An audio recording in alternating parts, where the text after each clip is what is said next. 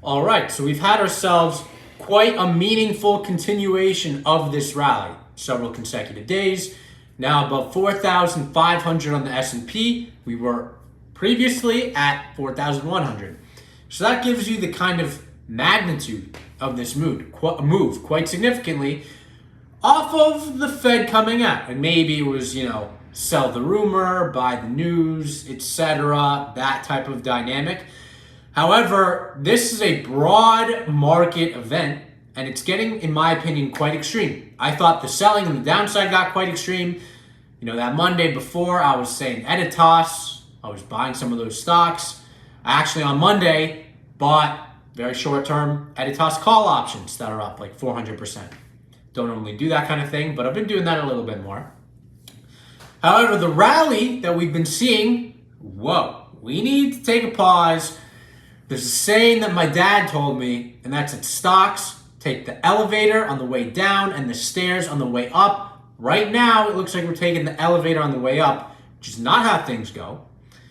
And the market is basically unreactive to the fact that Powell got significantly more hawkish recently. Yes, we had the down day yesterday, and that kind of pulled the market back with that talk. And then today completely brushes it off, and we continue to churn higher. I'm not saying that we can't churn higher, but like past videos, I don't think we're going to make a beeline to new all-time highs. I think it's going to be a little bit more of a choppy market than that, and interest rates are continuing to rise. There's just a lot that we need to consider. And I think one thing that we shouldn't be looking so forward to is new highs. So if we're getting meaningfully close to those new highs, I think we got to pull back, start taking some off the table, start locking in some gains and adding some hedges. That's what we're doing.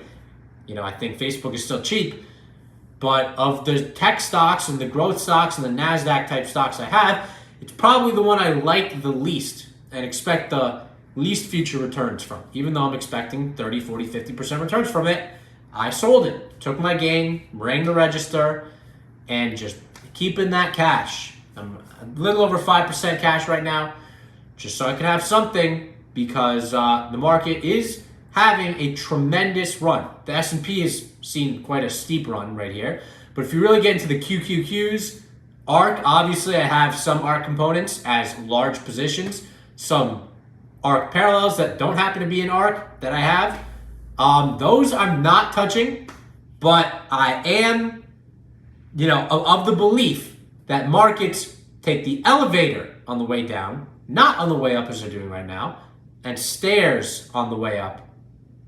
And obviously they kind of have taken the elevator on the way down, but the way up the past couple days, it's a little much. I'm just telling you, don't expect it to continue. Don't get over exuberant. Don't get, all up in these shit coins and that kind of stuff. We have to remember, the Fed is getting more tight. This, I think, is the most important thing. Russia-Ukraine, obviously important. If we get some alleviation of that, it should be great. I think that a ceasefire is going to happen reasonably soon. We're seeing Ukraine capitulate on NATO, these kinds of things. That's really what they have to do. This never should have happened, but it did. So hopefully they will come to a consensus. With the Fed getting tighter, and tighter in the last week. I mean, last meeting, I think the market had a significant rally. At least I felt like it could have a rally, because the Fed said, all right, 25 basis points at every meeting this year. I think the market was to some degree expecting that. It was all good. Now, after hearing the Fed governors, members, etc., speak just over the last couple of days, the tune and my understanding has now shifted to, everything is very much on the table, and 50 basis point moves are quite likely. So we saw a move in the market on that yesterday. Today we just completely shot back above those levels. I think the market needs to digest a little bit. I think it's just moving too much. It's got to digest. So be wary of some digestion. I think that is more encompassing and more accurately descripting of the market environment, which we're going to see going forward. And it's not necessarily, we had the sell-off wrong, now let's just make a massive run. I don't think we necessarily had the sell-off wrong. I think we were too expensive up there. I think a lot of stocks were too expensive up there. I think even the high 10x growth stocks were too expensive at one point. I've told you. In January of last year, I sold my Editas and wrote call options against it as it got to 80, 90, and beyond a share. I did that. I like the stock now, but it's a year that's been down. Amazon, Apple, etc. These companies that are great companies, I'm not trying to take away from them, they produce tremendous cash flow. Okay, they are real companies, and that's why I don't think the 01 environment is going to happen. These are very mature tech companies that produce tremendous amounts of cash flow, but they were expensive. And they were a flight to safety when bond yields were so low and inflation was occurring. Now yields are taking up, and you can't ignore this move in yields. We're actually seeing a solid move in yields, quite substantial, and it doesn't look like it's going to stop. The Fed is going to raise rates. Seems like in a year from now, that rate is going to be significantly higher than it is today. Significantly higher. So it's going to be a slightly different environment, in my opinion, than it has been over the last 2 years. But the market right now saying, oh, worry's gone, back to the same kind of dynamic that it's been the last 2 years. And I think that's incorrect. We're seeing multiple things occur that haven't occurred in a long time, and that should help illustrate the point. Oil stocks doing tremendously well. Price of oil quite substantially high. This was not the case since 2014. And since 2014, tech stocks have just done nothing but go up. Same kind of thing that's happened the past couple days.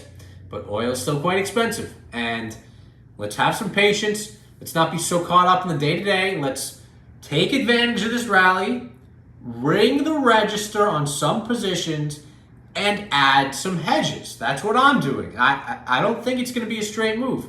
I think it's going to be chop. So at the top of the chop, we got to make different kinds of moves than at the bottom of the chop. And that's what I'm doing. That's how I'm positioned. Sold that Facebook.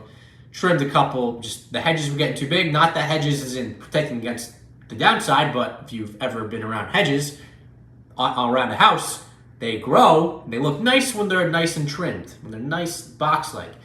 But if you don't trim them, they get all big like that, furry. You want to trim the hedges. The positions are doing too well, up 30% this week, and you bought them on Monday. Well, unless it's ridiculously cheap and it's been down the last year, if it's only been down 1 or 2 months and it's still kind of expensive, you're not fully convinced on the price, I would trim the hedges. You can keep a position, but just trim the hedges. That will give you some cash. Just have a little bit of cash. I don't like cash. I don't like inflation. But I think we have to do some responsible portfolio management, given the environment, and take advantage of the fact that the market seems to be acting like it has the last 2 years, but we're not in that environment anymore. We're no longer in a QE environment, we're in a QT environment, and it's getting a little more hawkish. So that is today's video, and until next time, peace out.